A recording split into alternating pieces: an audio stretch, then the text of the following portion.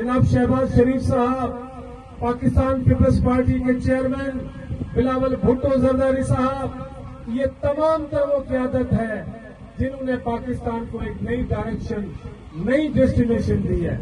हमें खुशी है कि हम मिठी के हिंदू बिरादरी, जिनमें तमाम जातें शामिल हैं, तमाम तबकात शामिल हैं, अपनी फौज के साथ खड़े हैं इस जश्न में, इस खुशी में।